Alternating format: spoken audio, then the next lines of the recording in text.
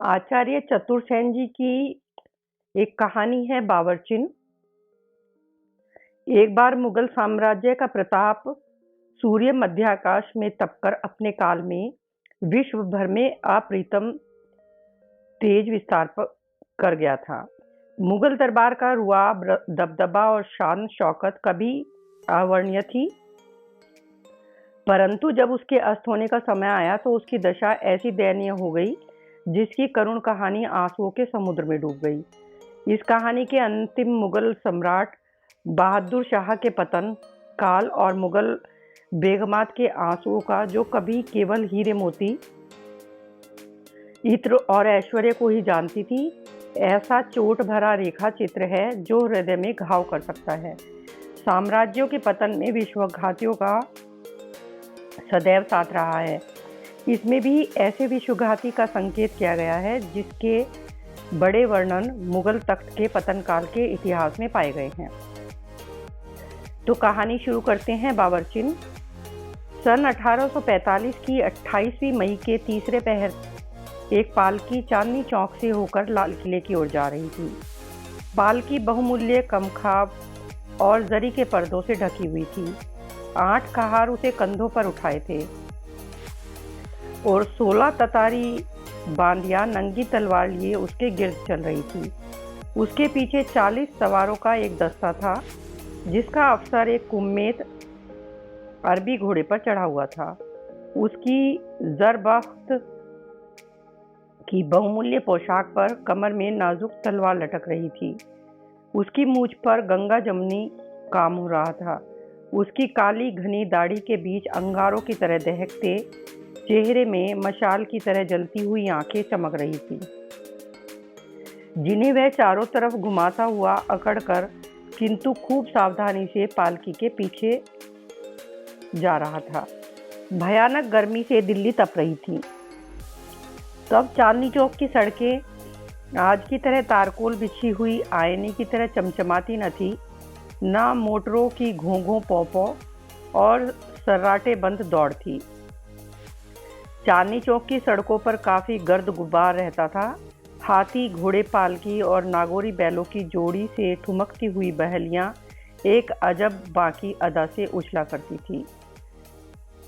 अब जिस स्थान पर घंटाघर है वहां पर एक बड़ा सा हौज था जो चांदनी चौक की नहर से में मिल गया था, और जहां कंपनी बाग और कमेटी की लाल संगीन इमारत खड़ी है, वहां एक बड़ी भारी किंतु खस्ता हाल सराय थी जिसकी बुर्जियां टूट गई थी, और जहां अनगिनत खच्चर, टट्टू, बैलगाड़ियां, घोड़े और परदेसी बेतरतीबी से पेड़ों के नीचे या बेमरम्मती कोठरियों में भरे हुए थे। जिस समय पालकी वहां से गुजर रही थी उस समय हौज पर खासा धोबी घाट लगा हुआ था। कोई नहा रहा था, कोई साबुन से कपड़े धो रहा था। सराय के टूटे किंतु संगीन फाटक पर देशी विदेशी आदमियों का जमघट लगा था। पालकी अवश्य ही कहीं दूर से आ रही थी। कहार लोग पसीने से लथपथ हो रहे थे, उनका दम फूल रहा था और वे लड़खड़ा रहे थे। पीछे से अफसर तेज चलने की ताकीद कर रहा था, मगर ऐसा मालूम होता था कि अब और तेज चलना असंभव है। कहार में एक बूढ़ा कहार था, उसका हाल बहुत ही बुरा हो रहा था। कुछ कदम और चलकर वह ठोकर खाकर गिर पड़ा। पालकी रुक गई। तातारी बांदियां ठिठक कर खड़ी हो गई। अफसर ने घोड़ा बढ़ाया। बूढ़ा अभी संभला न था, एक चाबुक तपाक से उसकी गर्दन और कनपटी की चमड़ी उधेड़ गया। साथ ही बिजली की कड़क की तरह उसके कान में शब्द पड़े, उठ उठ, ओ दोजक के कुत्ते, देर हो रही है। कहार ने उठने की चेष्टा की पर उठ न सका। वह गिर गया। गिरते ही 10, 20, 25, 50 चाबुक तड़ातड़ पड़े। खून का फव्वारा छूटा और कहार का जीवन प्रदीप बुझ गया। लाश को पैर की ठोकर से धकेलकर अफसर ने खूनी आंख भीड़ पर दौड़ाई। एक गठीला गौरवर्ण युवक मैले और फटे वस्त्र पहने भीड़ में सबसे आगे खड़ा था। मुश्किल से रेखें भीगी होंगी। अफसर ने पालकी उठाने का हुक्म दिया। युवक आगे बढ़ा। दूसरे ही क्षण तपाक से एक चाबुक उसकी पीठ पर पड़ा और साथ ही ये शब्द बोला, साला, जल्दी। युवक ने क्रुद्ध स्वर में कहा, जनाब हुक्म बजा लाता हूं मगर जबान संभाल। 10-20 चाबुक खाकर युवक वहीं तड़प कर गिर गया। उसके नाक और मुंह से खून का फव्वारा बह निकला। अफसर ने एक आदमी को कंधा लगाने का हुक्म दिया। क्षण भर में पालकी फिर अपनी राह लगी। चिराग जल चुके थे। दीवाने खास में हजारा फानूस की तमाम काफूरी मोमबत्तियां जल रही थी। जमुना की लहरों से घुलकर पूर्वी हवा झरोकों से छन छन कर आ रही थी। खास खास दरबारी बादशाह सलामत के तशरीफ लाने की इंतजारी में अदब से खड़े थे। सामने एक चौकी पर वही युवक लहूलुहान पड़ा था। अंतःपुर के झरोखे से परिचकाओं के कंठ स्वर ने कहा, होशियार, अदब कायदा, निगहदार। यह शब्द स्वर चौबेदारों ने दोहराया। होशियार, अदब कायदा, निगहदार। उपरा उपराव मंडल और मंत्रिमंडल जमीन तक सिर झुकाकर खड़ा हो गया। संपूर्ण दरबार में निस्तब्धता छा गई। धीरे धीरे वृद्ध सम्राट बहादुर शाह दो सुंदरियों के कंधों का सहारा लेकर भीतरी ड्योढ़ी से निकलकर सिंहासन पर आ बैठे। चार बांदियां मोरछल लेकर बगल में खड़ी हुई। चौबदार ने पुकारा, जिल्ले इलाही बरामद कर्द मुजरा अदब से। यह सुनते ही एक उमराव सहमा हुआ अपने स्थान से आगे बढ़ा और सम्राट के सामने जाकर उसने 3 बार झुककर सलाम किया। चौबदार ने उसके रुतबे और शान के अनुसार कुछ शब्द कहकर सम्राट का ध्यान उधर आकर्षित किया। इसी प्रकार सभी सरदारों ने प्रणाम किया। इसके बाद बादशाह ने वजीर की ओर को संकेत किया।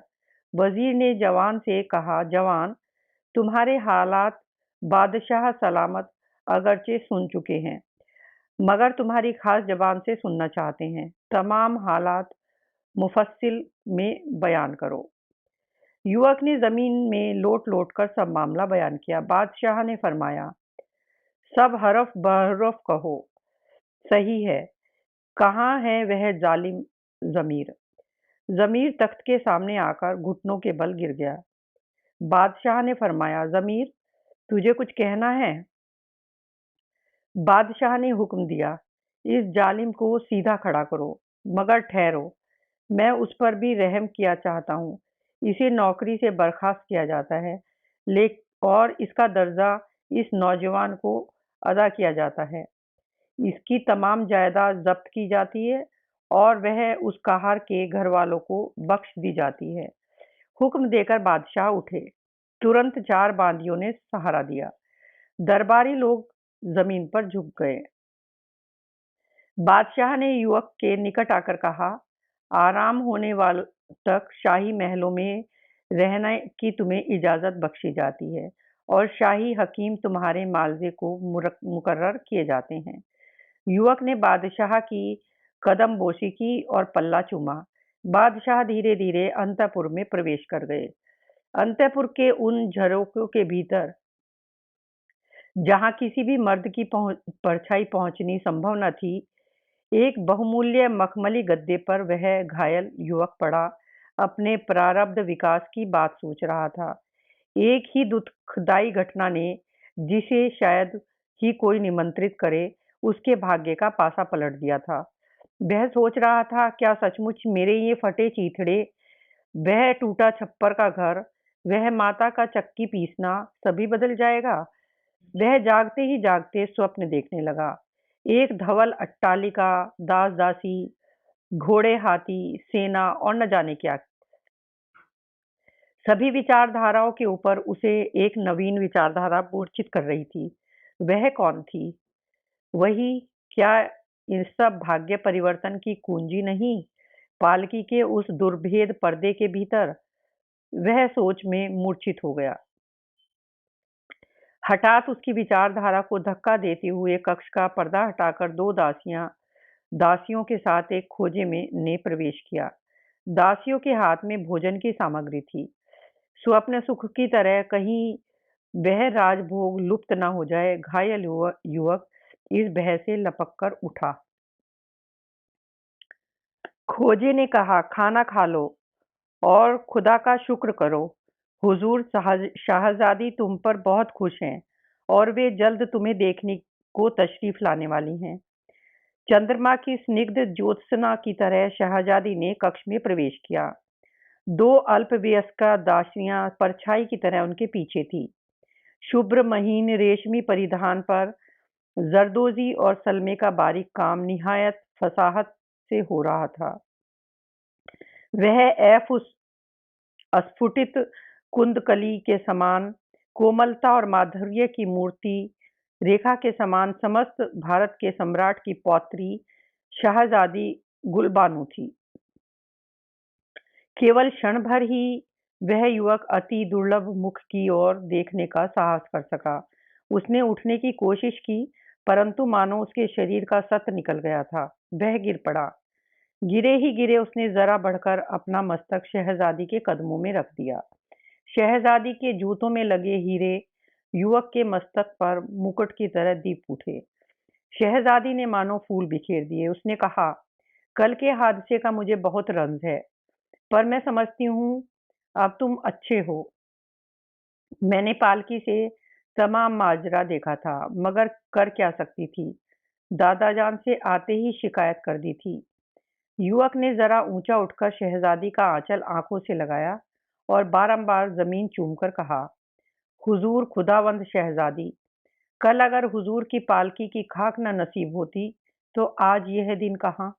जहां पनाह ने इस नाचीज गुलाम को निहाल कर दिया। ताबेदार ताउम्र इन कदमों का नमक हलाल रहेगा। शहजादी कुछ न कहकर धीरे धीरे चली गई, परंतु उसके सांस की सुगंध वहां भर गई थी और उसी के प्रभाव से युवक के घाव भर गए थे।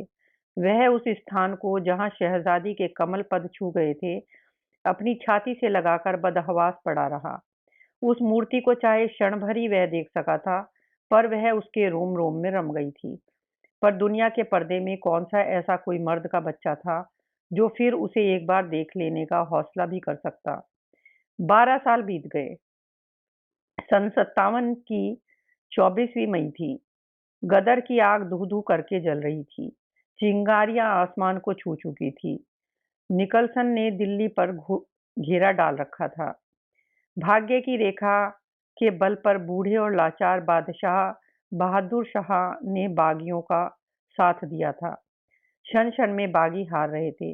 अंग्रेजी तोपें कश्मीरी दरवाजे पर गरज रही थी। लाहौरी दरवाजा सर हो चुका था।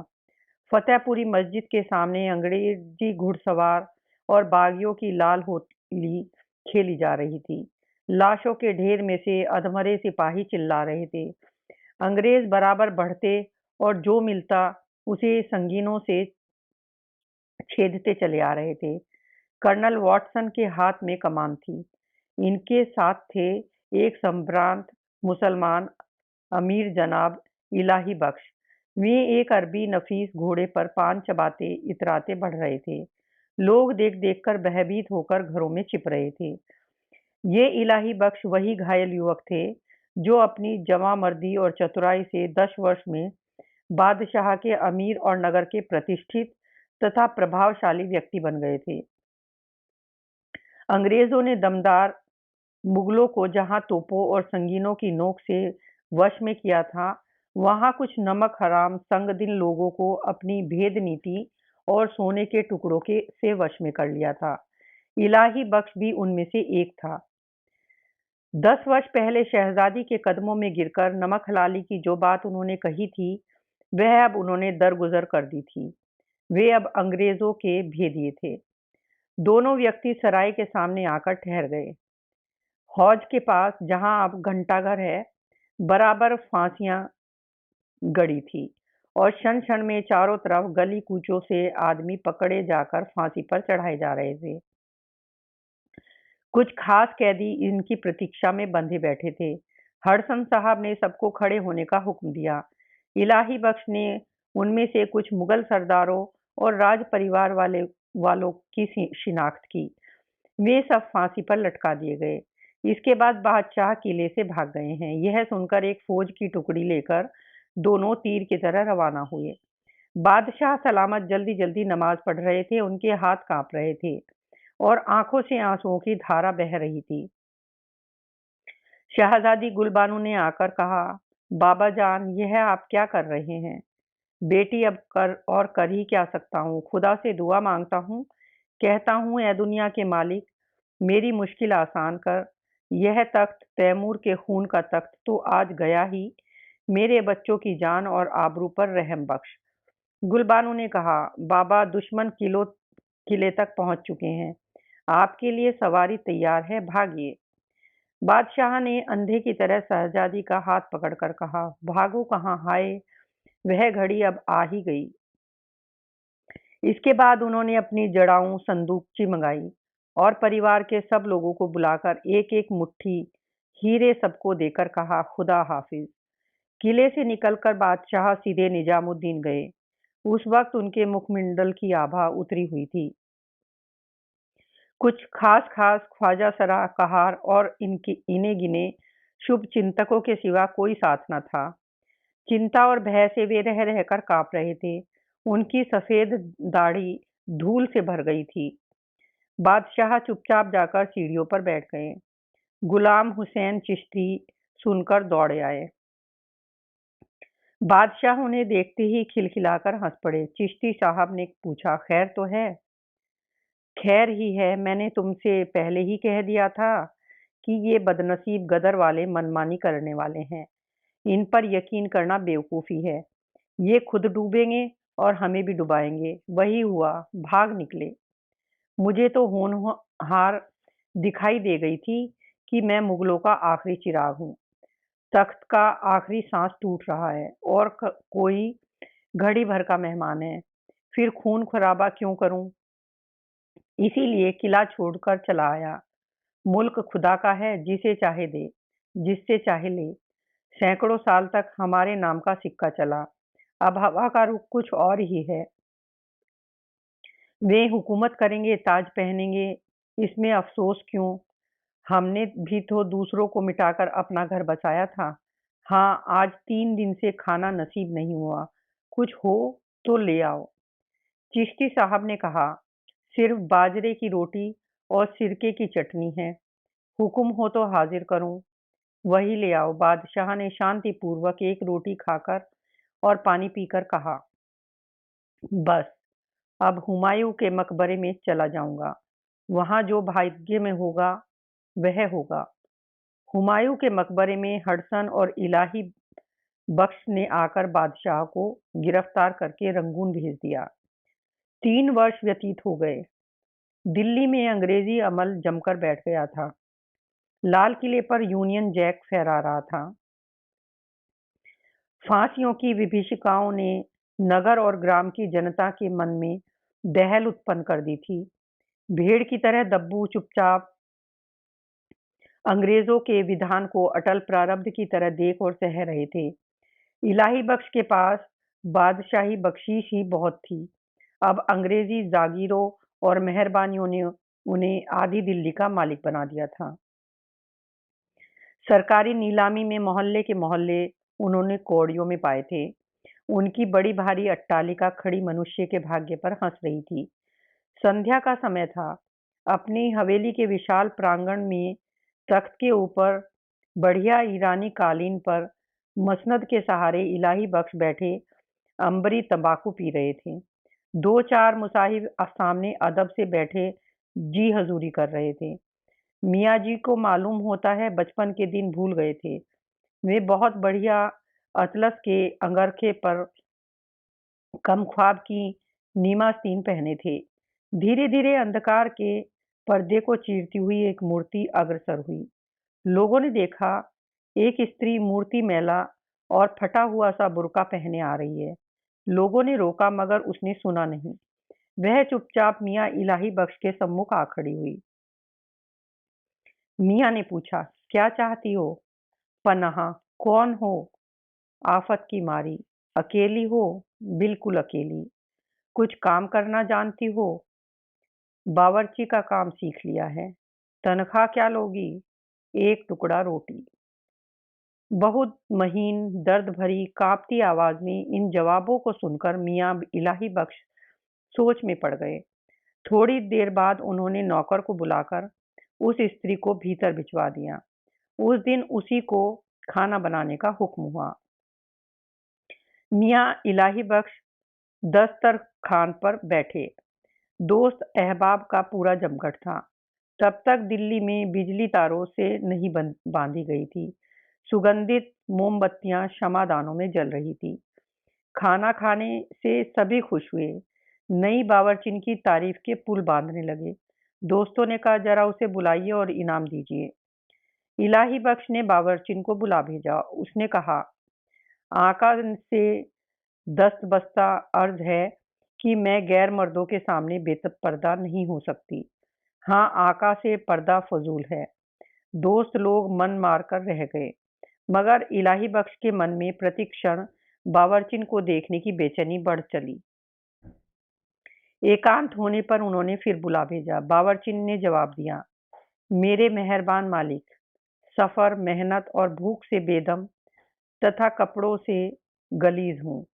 खिदमत में हाजिर होने के काबिल नहीं। इलाही बख्श स्वयं भीतर गए और बावर्चिन के सामने जा खड़े हुए। बोले, क्या मैं तुम्हारी मुसीबत की दास्तान सुन सकता हूँ? यह तो मैं समझ गया कि तुम शरीफ खानदान की दुखियारी हो। बावर्चिन ने अच्छी तरह अपना बुर्का ओढ़कर कहा, मालिक, मेरी कोई दास्तान ही नहीं। क्या मुझसे पर्दा रखोगी? यह मुमकिन नहीं है। तब क्या आप मुझे देखना चाहते हैं? जरूर जरूर। वह मैला और फटा बुर्का चंपे की सी उंगलियों ने हटाकर नीचे गिरा दिया। एक पीली किंतु अभूतपूर्व मूर्ति, जिसके नेत्रों में पानी और होठों में रस था, सामने दीख पड़ी। इलाही बख्श ने आंखों की धुंध आंखों से पोंछकर जरा आगे बढ़कर कहा, तुम्हें, आपको मैंने कहीं देखा है। जी हाँ मेरे आका, मेरे दादा जान की मेहरबानी से लाल किले के भीतर जब आप मेरी डोली में लगाए जाने के लिए चाबुकों से लहू-लुहान किए गए थे, तब यह बदनसीब गुलबानो आपकी को तसल्ली देने तथा और भी कुछ देने आपकी खिदमत में आई थी। उम्मीद थी मर्द औरत की अमानत, खासकर वह अमानत जो दुनिया की चीज नहीं, जिसके दाम जान और कुर्बानी है, संभाल कर रखेंगे। पर पीछे यह जानने का कोई जरिया न रहा कि हुजूर ने वह अमानत किस हिफाजत से कहाँ छिपा कर रखी। गदर में वह रही या मेरे बाबा जान के तख्त के साथ वह भी गई। इलाही बख्श का मुंह काला पड़ गया। बदहवासी की हालत में उसके मुंह से निकल गया, आप शहजादी गुलबानो? गुलबानो ने शांत स्वर में कहा, वही हूँ जनाब। मगर डरिएगा नहीं, अगर गदर में मेरी अमानत लुट भी गई होगी तो वह मांगने जनाब की खिदमत में नहीं आई हूँ। अब गुलबानो शहजादी नहीं, हुजूर की कनीज है, महज बावर्चिन है। मेरे आका, क्या बांदी के हाथ का खाना पसंद आया? क्या बदनसीब गुलबानो की नौकरी बहाल रह सकेगी? इलाही बख्श सोचने लग बेहोश होने लगे। वे सिर पकड़कर वहीं बैठ गए। गुलबानो ने पंखा लेकर झलते हुए कहा, जनाब के दुश्मनों की तबीयत नासाज तो नहीं? क्या किसी को बुलाऊं? इलाही बख्श जमीन पर गिरकर शहजादी का पल्लू चूमकर बोले, शहजादी माफ करना, मैं नमक हराम हूँ। मैं जानती हूँ, मगर हुजूर, यह तो बहुत छोटा कसूर है। क्या हुजूर यह नहीं जानते कि औरतें दिल और मोहब्बत को सल्तनत में बहुत बड़ी चीज समझती हैं? क्या आप यकीन करेंगे कि 12 साल तक मैं आपकी उस ज़मीन में घायल तड़पती सूरत को आँखों में बसाकर जीती रही। जो कुछ बन सका बाबा जान से कहकर किया। मैं जानती थी कि मिल न सकूँगी, मगर आपको दुनिया में एक रुतबा देने की हरस थी, वह पूरी हुई। इलाही बख्श पागलों की तरह मुँह फाड़कर सुन रहे थे। शहज़ादी ने कहा, जब बाबा जान ने आपके दगा और अंग्रेज़ों से आपके मिल जाने का हाल कहा, तो दिल टूट गया। मगर उस दिल से अब काम ही क्या? वह टूटे या साबुत रहे, आखिर अनहोनी तो हो गई। एक बार फिर मुलाकात हो गई, रहे किस्मत। इलाही बख्श भागे। वे चुपचाप घर से निकले। नौकर चाकर देख रहे थे। उसके बाद किसी ने फिर उन्हें नहीं देखा।